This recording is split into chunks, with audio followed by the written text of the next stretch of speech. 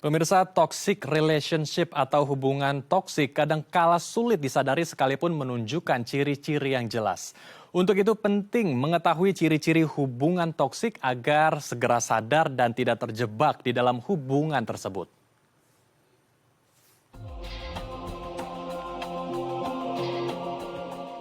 Publik saat ini tengah ramai memperbincangkan kasus seorang wanita muda berusia 29 tahun yang ditemukan dalam keadaan meninggal dunia di tempat hiburan malam di Surabaya pada Rabu 4 Oktober 2023 lalu. Dari pernyataan pihak kepolisian, perempuan asal Sukabumi, Jawa Barat ini meninggal akibat dianiaya oleh pasangannya. Kejadian ini kembali membuka istilah toxic relationship atau hubungan yang tidak sehat antar pasangan. Berdasarkan catatan tahunan Komisi Nasional Anti Kekerasan Terhadap Perempuan tahun 2022, dari 9.806 kasus yang ditangani oleh lembaga layanan, jenis kekerasan terhadap perempuan yang paling banyak terjadi di ranah personal sebanyak 8.172 kasus. Di antara kasus kekerasan dalam pacaran sebanyak 3.528 kasus dan kekerasan terhadap istri sebanyak 3.205 kasus. Toxic relationship atau hubungan toksik kadangkala sulit disadari sekalipun menunjukkan ciri-ciri yang jelas. Untuk itu penting mengetahui ciri-ciri hubungan toksik agar segera sadar dan tidak terjebak di dalam hubungan tersebut. Sebab toxic relationship dapat melukai fisik dan mental seseorang secara jangka panjang, bahkan hingga dapat mengancam nyawa.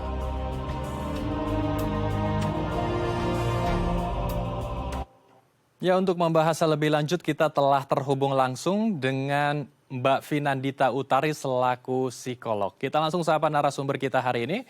Selamat siang, Assalamualaikum. Apa kabar Mbak Vina? Selamat siang Mas, Waalaikumsalam warahmatullahi wabarakatuh. Alhamdulillah kabar baik. Alhamdulillah, kita langsung saja membahas topik kita hari ini. Menarik sekali karena membahas tentang toxic relationship ya.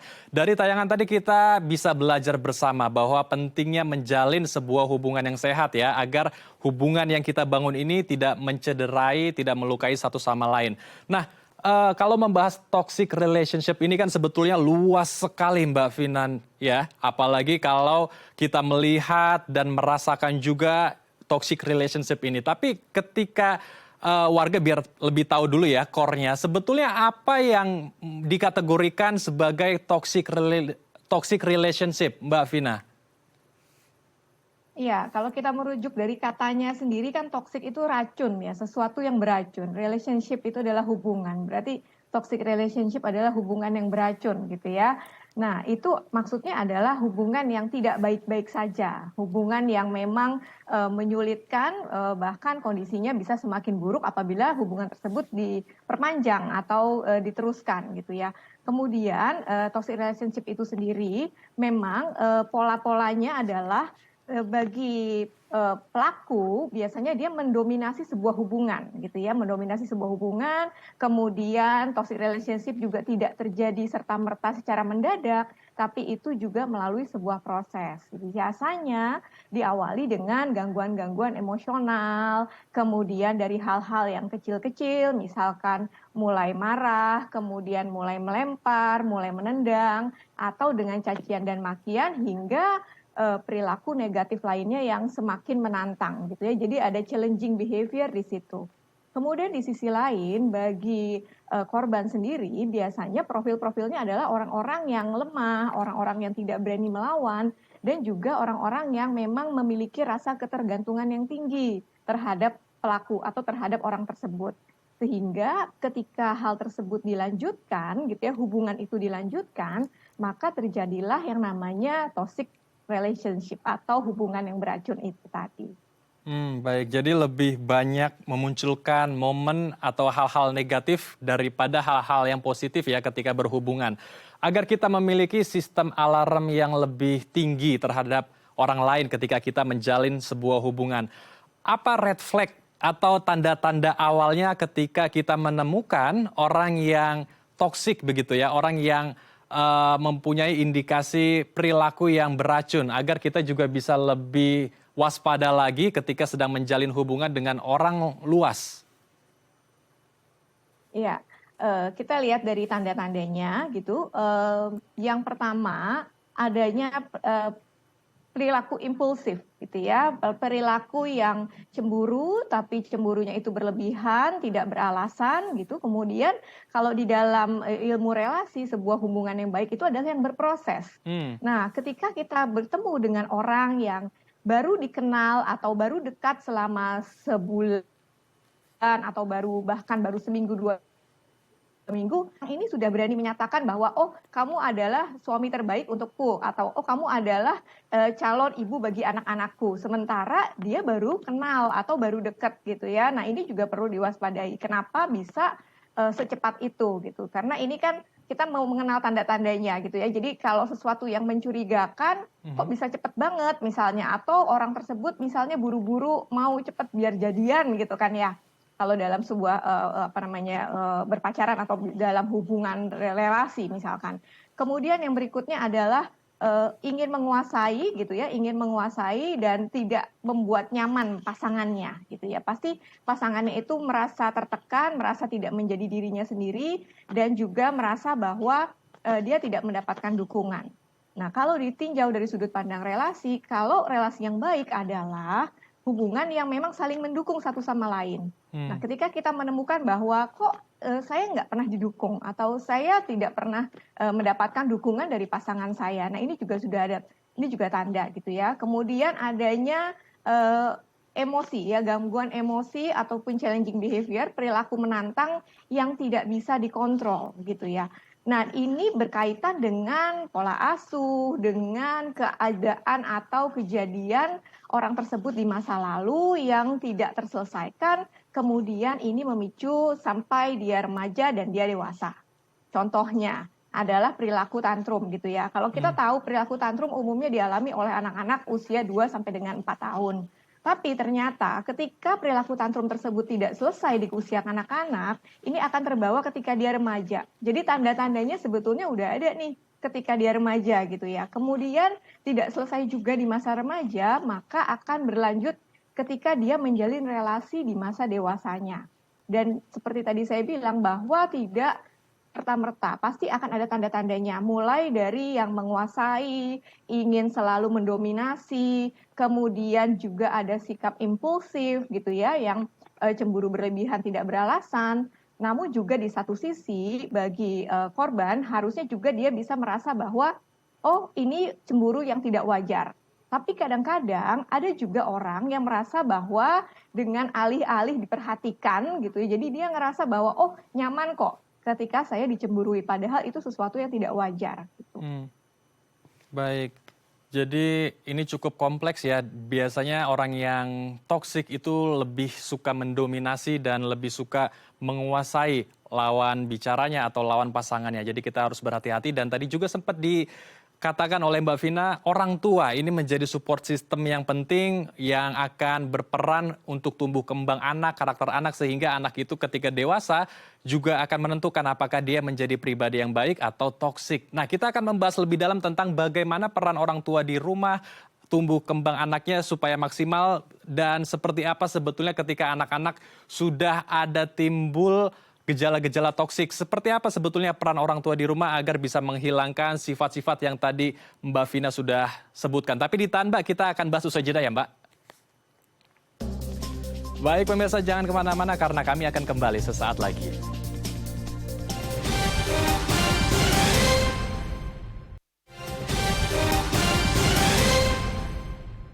Terima kasih pemirsa, Anda masih bersama kami di Halo Indonesia. Kita akan melanjutkan diskusi hangat kita bersama dengan Mbak Vina, psikolog.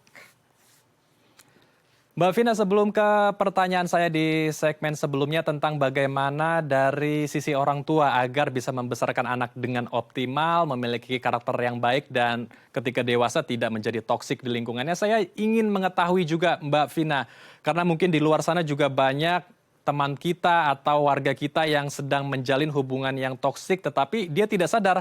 Namun ada juga yang sadar tetapi susah untuk keluar. Mungkin banyak orang yang di sekitarnya mengatakan ya sudah keluar saja atau ya sudah tinggalkan saja pasanganmu yang toksik. Tapi kenyataannya mungkin untuk mereka ini tidak mudah. Nah, bagaimana meluruskan hal ini Mbak Vina? Oke, bagi mereka yang sudah terlanjur gitu ya, katakanlah ya terjebak dalam hubungan tersebut, Hmm. bisa dibantu oleh pihak lingkungan, teman-temannya ataupun keluarganya untuk segera menyadarkan bahwa hubungan ini tidak baik. Contohnya adalah dengan memberikan masukan mengenai sikap-sikap yang tidak baik, misalkan, oh kamu mungkin sering dicaci, sering dimaki, atau kamu terlalu dikontrol oleh pasanganmu. Jadi ada bantuan dari pihak lingkungan ya, yang itu teman ataupun keluarga.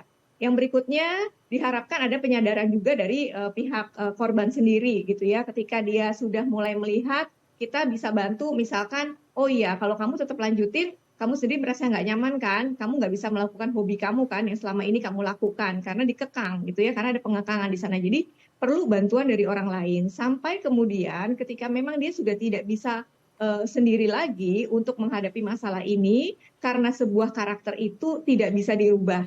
Karakter itu tidak bisa dirubah, tapi bisa diminimalisir kalau orangnya mau berubah. Hmm. Namun pada dasarnya ketika kita sudah terjebak dalam hubungan yang toksik ini, sebaiknya tinggalkan orang tersebut gitu ya. Karena memang ini tidak akan pernah terjadi yang namanya saya janji deh nggak akan lakukan lagi gitu ya, atau dia berjanji ataupun bersumpah itu pasti akan terulang lagi di kemudian hari. Atau bahkan itu seperti akumulasi gunung es yang mungkin dia tahan, dia repress, kemudian hal itu bisa meledak suatu waktu, kejadian lagi hal yang serupa yang pernah berlaku di beberapa tahun yang lalu. Hmm. Contohnya seperti itu. Jadi tidak akan pernah bisa seseorang itu ketika dia sudah melakukan kekerasan, kemudian dia berjanji, itu sangat sulit. Gitu tadi ya, bahwa karakter itu sulit untuk dirubah, yang bisa mungkin bisanya diminimalisir. Kalau memang dia sudah ada bibit-bibit temperamen. Kemudian dari hal-hal yang bisa dilihat keseharian saat kita menjalin hubungan dengan orang tersebut, tanyakan pada diri sendiri, saya ini sebenarnya nyaman nggak sih sama dia gitu ya, kok kalau saya jalan sama dia sedikit-sedikit dia mengumpat di jalan ketika ada orang nyerobot jalannya dia gitu ya. Dari keseharian berhubungan sebetulnya udah bisa terlihat gitu bahwa orang ini kok kasar, orang ini kok memperlakukan orang lain dengan tidak baik gitu, ataupun mungkin dia pura-pura di awalnya baik. Hmm. Kemudian yang berikutnya barulah bisa minta bantuan profesional ya, apabila memang dirasakan dia ingin keluar dari lingkaran hubungan ini namun dia sendiri merasa kesulitan, maka datanglah ke profesional, bisa ke psikolog ataupun ke psikiater. Baik. Jadi selain kita mengingatkan diri sendiri dan harus menyadari juga apakah orang tersebut toksik atau tidak, kita perlu adanya support system ya yang mendukung kita agar kita bisa keluar dari hubungan itu. Membahas tentang support system, keluarga, orang tua ini menjadi support system yang paling penting ya agar kita betul-betul bisa menjadi pribadi yang baik ke depannya. Bagaimana sebetulnya peran orang tua, peran besar keluarga agar anak-anak kita memiliki karakter yang baik dan bisa berelasi juga dengan sehat, Mbak Vina? Iya, dari sudut pandang parenting, memang sebaiknya orang tua itu memberikan pola asuh yang demokratis gitu ya kepada anak, sehingga anak itu tahu kapan saya akan mendapatkan hak saya, apa hak dan kewajiban saya, kapan kemudian saya bisa berdiskusi dengan orang tua. Nah, pola asuh demokratis adalah pola asuh yang orang tuanya itu selalu memberikan waktu untuk anaknya untuk berdiskusi bersama. Kalaupun memang anak membuat kesalahan, biasanya akan dilakukan cross check terlebih dahulu gitu ya. Bukan tipe orang tua yang mengambil alih semua peran-peran yang harus dilakukan anak gitu ya. Ketika anak misalkan dia mendapatkan kesulitan, orang tua sebaiknya memang memberikan anak kesempatan untuk memecahkan masalahnya sendiri dengan kemampuan problem solvingnya si anak, maka anak itu akan bisa di kemudian hari dia punya solusi gitu ya. Ketika dia punya masalah, lalu yang ada di benaknya adalah saya akan mencari solusi gitu. Bukan tipe orang tua yang ketika anak ada masalah lalu orang tuanya yang maju gitu ya. Ketika ini dilakukan, kalau hal ini dilakukan setiap kali anak ada masalah, orang tuanya terus yang menyelesaikan atau orang tuanya terus yang maju gitu ya, anak tidak punya daya untuk menyelesaikan masalahnya sendiri. Hmm. Sehingga dia akan merasa bahwa kehidupannya dia cukup istimewa karena semua kebutuhan dia dipenuhi oleh orang tuanya. Baik kebutuhan material, emosional, kebutuhan fisik, segala sesuatu dipenuhi ya, termasuk dukungan atau kebutuhan emosional itu kan yang seperti misalnya anaknya ada masalah di sekolah, lalu yang menyelesaikan orang tuanya yang maju gitu, bukannya anaknya disuruh dulu untuk misalkan ayo nak coba kamu minta maaf dulu sama temanmu gitu ya, atau ayo nak akui kesalahanmu apa yang sudah kamu lakukan. Nah, sebaiknya kan hal-hal ini itu dilakukan di 5 tahun pertama kehidupan anak sampai dengan dia usia anak-anak dan remaja gitu. Sehingga ketika dia dewasa, dia punya daya juang yang cukup baik ketika dia menghadapi masalah gitu. Bukan orang-orang yang justru takut lari dari masalah, tapi justru dia berani menindas orang-orang yang lemah gitu ya. Kalau dilihat toxic relationship itu kan adalah adanya tokoh yang berkuasa terhadap orang yang lemah gitu ya. Jadi tokoh yang berkuasa ini sebetulnya kan dia mau menutupi perasaannya dia, ada masalah dia di masa lalu yang dia tekan gitu. Kemudian nggak selesai, kemudian dia juga munculkan itu berulang. Kayak tadi ya saya bilang, oh di remaja pernah tantrum juga, di dewasa juga. Ketika menjalin hubungan sampai ke rumah tangga ada kasus KDRT. Nah ini kan tidak serta-merta terjadi, tapi sebetulnya dari akarnya, dari masa kecilnya dia itu harus dibenahi juga gitu. Baik, jadi harus bisa berdamai ya, harus bisa memaafkan masa lalu, berdamai dengan masa lalunya yang kelam mungkin. Nah, terakhir Mbak Vina, untuk orang-orang yang memiliki perilaku toksik, ini apakah sebetulnya dia masih bisa memperbaiki diri, masih bisa mengubah dirinya, dan bagaimana pula dengan orang yang sudah trauma dengan toxic relationship? Mungkin banyak orang yang trauma akhirnya mereka lebih menutup diri, mengisolasi diri, tidak mau bersosialisasi dengan orang luas karena traumanya dia dengan relasinya yang beracun. Bagaimana dengan hal-hal seperti ini, Mbak Vina? Iya, jadi kalau dari pelakunya sendiri gitu ya, biasanya ini ada perilaku pasif agresif nih yang dilancarkan untuk menaklukkan korbannya. Contohnya misalkan dengan kata-kata, oh kalau kamu cinta sama aku, kamu lakuin A dong, kamu lakuin B dong, gitu. Katanya kamu cinta, buktiin dong ke aku gitu. Jadi ada perilaku pasif agresif yang membuat lawannya atau korbannya itu merasa bahwa oh iya ya, dia membutuhkan saya gitu. Di satu sisi kan si korban ini merasa bahwa dia dibutuhkan, padahal dia sebetulnya sedang dalam naungan atau dalam dominasi si pelakunya tersebut. Kemudian ketika dia melakukan apa yang diminta, biasanya sebetulnya dia sudah merasa nih, kalau dia udah ada tanda-tanda, kok saya terasa dikekang, atau kok saya merasa hidup saya yang tidak nyaman. Tapi di situ bagi si korban mungkin juga dia ada ketergantungan. Bisa dari ketergantungan ekonomi, bisa dari ketergantungan perasaan, misalkan diberikan kenyamanan-kenyamanan, hingga merasa bahwa, oh kalau saya dengan orang tersebut saya nyaman, kalau saya nggak sama dia nanti nggak ada yang mau sama saya gitu. Sehingga hubungan tersebut akan terus berlanjut gitu ya. Nah sebaiknya memang kita harus segera menyadari ketika ada tanda-tanda bahwa hidup kita dikekang oleh orang lain, hidup kita didominasi oleh orang lain, kemudian kita tidak bisa menjadi diri sendiri, kemudian ada masalah yang tidak terselesaikan, tapi justru alih-alih seolah-olah dibuat nyaman, padahal itu tidak membuat nyaman buat kita. Baik, itu dia ya, banyak sekali input yang kita bisa dapatkan dari penjelasan Mbak Vina. Tapi begini Mbak, karena banyak kasus kekerasan dalam hubungan toxic relationship ini dilakukan oleh anak-anak yang orang tuanya memiliki jabatan ya, seperti pejabat, artis, dan memiliki kekuasaan tertentu.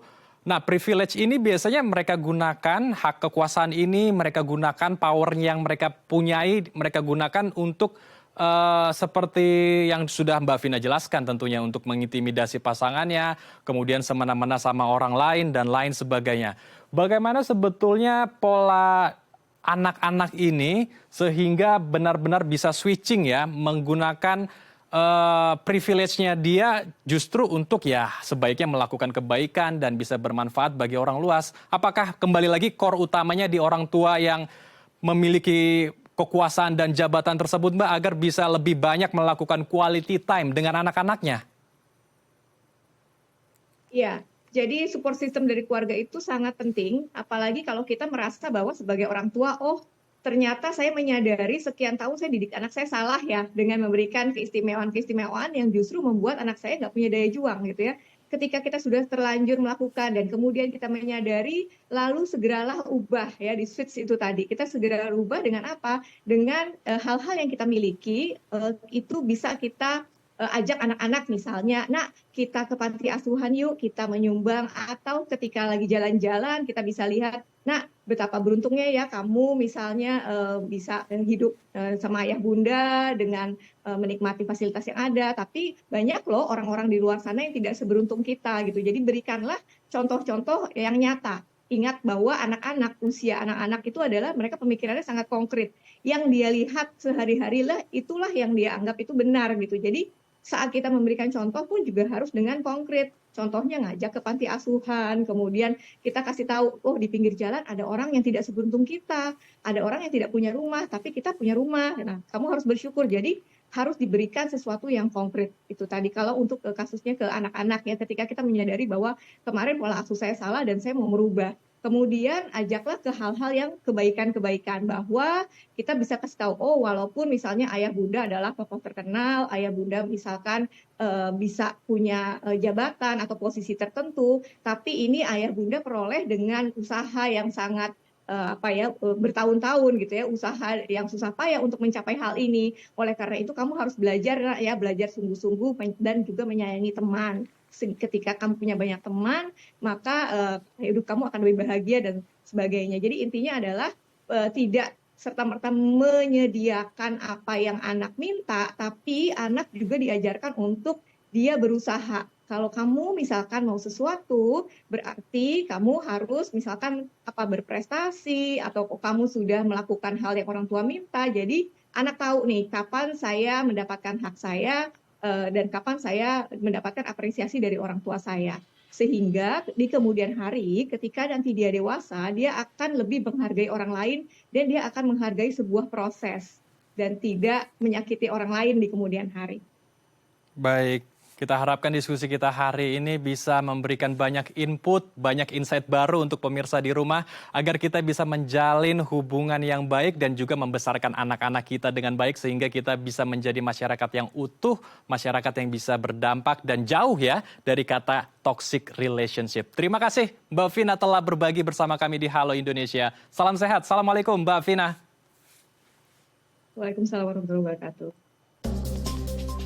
Pemirsa, di Kota Medan, Sumatera Utara terdapat 2 sosok anak muda yang kreatif dalam memanfaatkan produk daur ulang. Seperti apa karyanya? Usai jeda tetap di Halo Indonesia.